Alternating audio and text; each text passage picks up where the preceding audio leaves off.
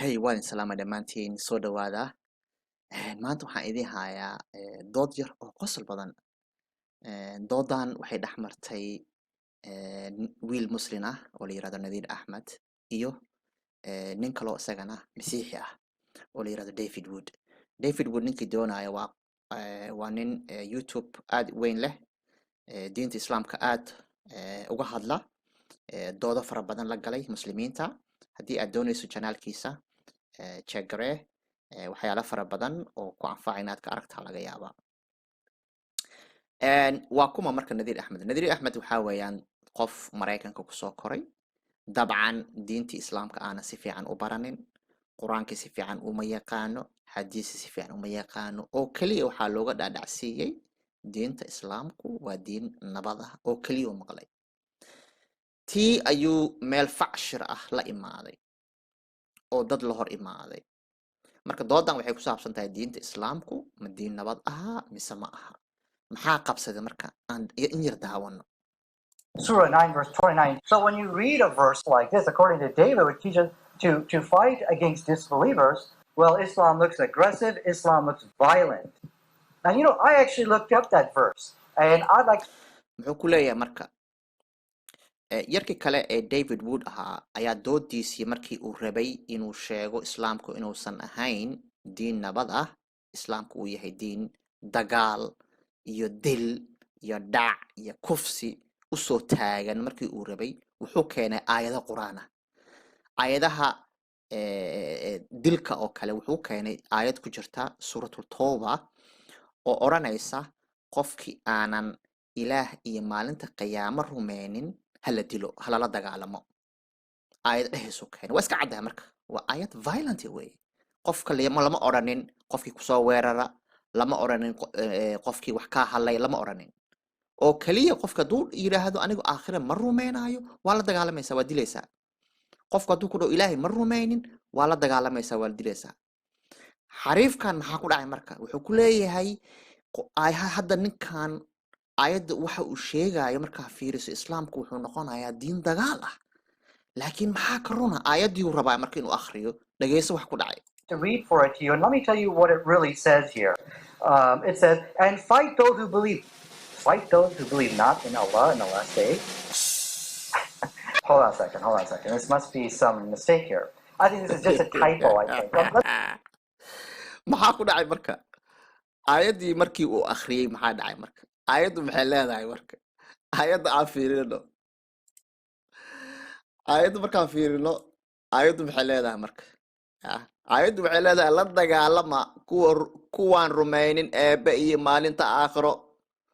qofku hadduusan rumeynin eebbe allahay ka wadaan iyo maalinta aakhiro hadduusan rumeynin la dagaalan. oo maxaa kula dagaalamaysaa qofkaas? aakhiro inay jirto in kale lama hubo, caddayn ma haysid. ilaahay allah inuu jiro in kale lama hubo, caddayn ma haysid. maxaa ku dilaysaa marka qofka? maxaa kula dagaalamaysaa? adiga haddaa rumeynayso adiga leh ha ku anfacdo. adiga gurigaaga ku hayso, aakhiradaada rumee, khamridaada aakhir inaad cabayso, inaad naaga bikro inay helayso, adiga ha ku anfacdo. laakiin inaad qofka kale ku qasabto oo tiraahdo haddaa waxaan aniga aan wata aan rumeyn weydo waa ku dilaya, waa doqonnimo waay.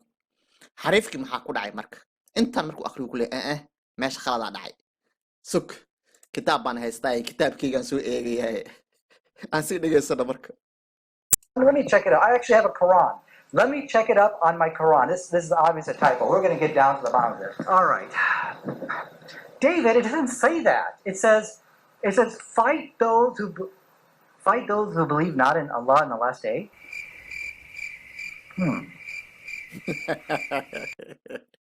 quraankii markii uu fiiriyey computerka maxaa dhacay?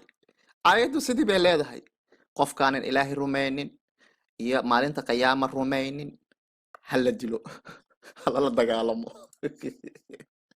maxay kaloo way kasii dartay xataa aayaddu maxay sii leedahay mataqaanaa?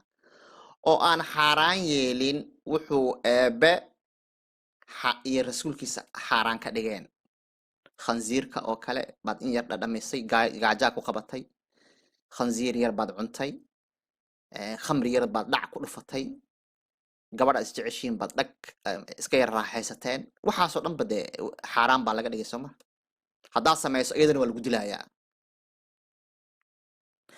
diinaan islaamka ahayn qofkii diinka dhigtana waa la dilayaa yuhuudda iyo nasaarada ayagana waa la dilayaa marka xariifkii maxaa ku dhacaya marka xariifkii indhuhu taagayaa madaxuu qabsaday aan sii dhegaysano xariifka waxaa ku dhacay Well, can we change the topic to what we all have in common?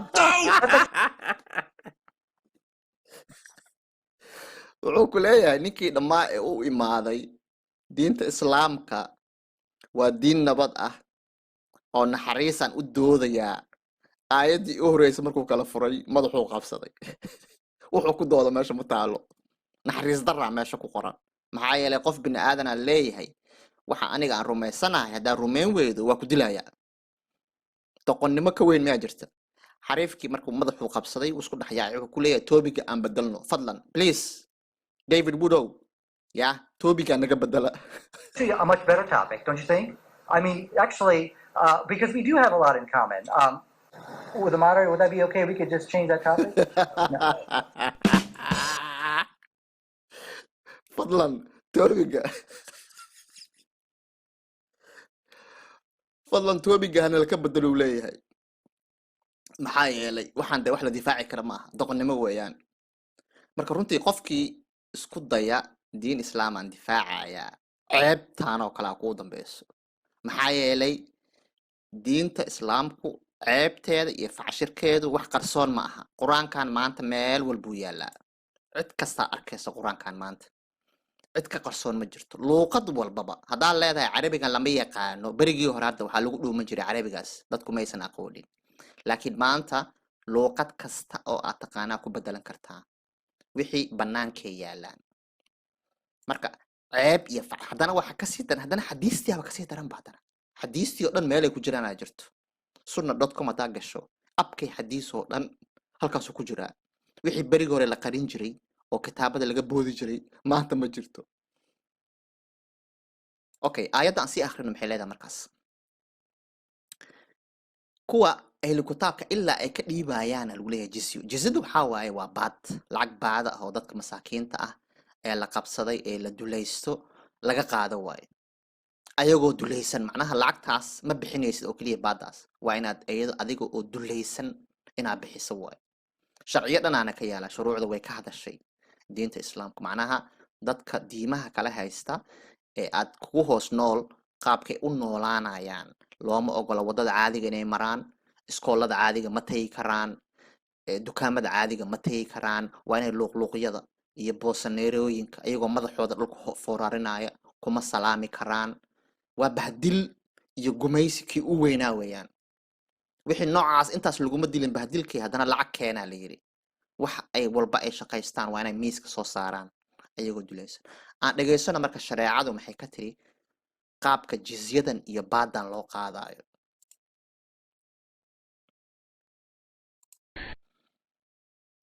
intaas waxay ahayd waajibka koobaad oo ahaa dafcu ljizyati biqadrin macluum uu soo dhammeeyey wuxuu u gudbay masaladii ku saabsanayd ee ayaga laga rabay waa inay ku dhiibaan si ay ka muuqato ihaano iyo ba'naan iyo liidnaan ay ka muuqato wa tu'khadu aljizyatu jizyadu waa la qaadi biahaanatin bahdil baa lagu qaadahaya adoo lagu quursanhaya lagaa qaadaya haddaba see marka ihaanadu ku siirgeli fayajlisu alaakhidu ninka jizyada qaadi wuu fadhiisanaya dowladda matalaya dhulku fadhiisanaya ama kursiba ku fadhiisan wayaquumu dhimiyu gaalkuna waa joogsanayaa isagoo taagan buu dhiibahaya hadda hadduu isagoo taagan uu dhiibi lahaa ficlan waa inuu foorarso wayutaciu ra'sa madaxuu foorarin wayanxani dahrahu dhabarkiisana wuu godi waa inuu foorarsado madaxaasaa u soo godo dhabarka qaanseeyo bahdilka intaas leeg eeg kitaabkan hadda uu akhrinayo waa kitaabkii muslimiintu ay dejiyeen weeyaan ay yidhaahdeen marka dadkan baada laga qaadayo sharciyadaasaa u yaallo lacagta baada markay bixinayaanna waa inay sidaas sameeyaan kan ka qaadayana waa inuu saas sameeyo waa shuruucdii ay dejisteen waaye buug buu ku qoran yahay waxaas dad baa hadda loo akrinaya masaajid dhan baa hadda la dhex fadhiyaa dad baa hadda waxaas loo akrinaya waxaa laleeyahay qofka maskiinka ah ee kugu hoos nool ee diin kala haysta lacagta baadda markaa ka qaadayso adiga waa inaad kursi intaa ku fadhiisato asna uu istaago madaxiisa foorariyo dhabarka saa u godo bal bahdilka intaas leeg fiiri waxaasaa lagu leeyahay marka waa diin naxariis leh waa diin nabad ah ayaa lagu leeyahay waxaas diin ilaah ka imaatay ma noqon karto ويضعها جزية العقد وحور صارها يا في الميزان كفدي لقى ميزان يا العقد لما تنجري ولا ميزان الجري halkaasuu dhigahaya marka laga hubsado waxaa loogu daraya wayaqbidu al-aakhidu jizada ka qaaday wuxuu qabanayaa lixiyata garka gaalka lafgareedu ku dhagaya haduu gar lahayna cataatuu ku dhigay haduu timeeleeyaan timuhu qabsanay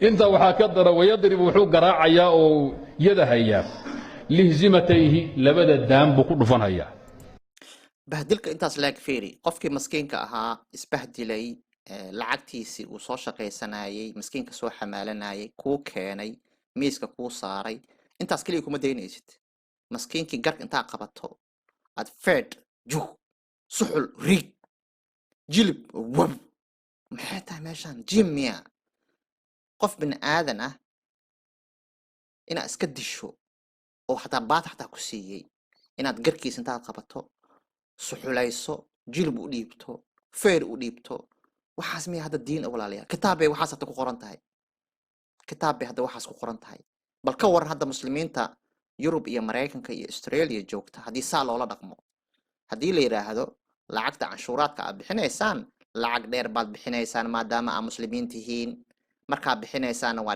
intaad imaataan xafiiska yaa adinkoo madaxiina hoos u fooraarinaya miiska waa inaad saartaan markii laydinka qaadan dhab inta lagu siiyo suxul iyo feed iyo faralaab lagu dhiibo ka war maxaa dareemi lahayd kitaabada muslimiinta waxaasaa ku qoran dadka masaakiinta ee ku hoos nool waxaasaa ku qoran adigana maanta adoo muslin ah feed iyo faralaab laguguma dhufto waxaa lagu siiyaa lacag dheeraad ah oo ka duwan dadkii waddanka u dhashay dadka waddanka u dhashay lacag aysan qaadanin baa lagugu daraa waxaa lagu siiyaa taakulo ka badan dadka waddanka ayna u dhalan baa lagu siiyaa bal u fiirso farqiga u dhexeeya islaamka iyo dadka kale ma feer buu ku dhufo mise dharbaaxi ma naqaan wayadribu lisabatay lisamku waa canka ama daanka halkan wey daankan dhaqaaqee raamsada iyo dhagta intuu dhaxaysa la yiraahdo lisamka halkaasuu ku dhufanaya wuxuuna ku darayaa siday bacdu shaafiiciye sheegeen waxay ku darayaa cadu wallahi addi xaq allahi calayk iyo wax iskugu dar iyo tontoomo wax iskugu darahayaa ya cadu wallahi addi xaq allah waxaasoo ihaanaa maqsuud ma aha waxay uga jeedaan fuqahadu inuu intuu waxan dhibsado kaba islaamaba fiiri bahdilkaas fiiri qof bini aadan inta la qabto lacag ku keenay la qabto la feero la suxuleeyo la jilibeeyo la jukeeyo caqligaaga isticmaal waxaas ma tahay wax diin ilaahay xaggiisa ka imaatay ani ahaanteeda maya ma noqon karayso diin ilaahay ka imaatay marka haddii aad muslim tahay ceeb ayaa kuu sugnaatay maxaa yeelay buuggii aad lahayd waa hadal ilaahay waxaanaa ku qoran buuggii aad lahayd waa hadal ilaahay ceeb iyo facshraa ku qoran halkan ayad kaliya ma aha ilaa boqolaal aayadoodaa jira oo waxaan xumaanta dadka iska dil dadka qoorta ku dhufo aayad dhehaysaa jirto yaa iska feedh adoonso diimaha waxaan oo kale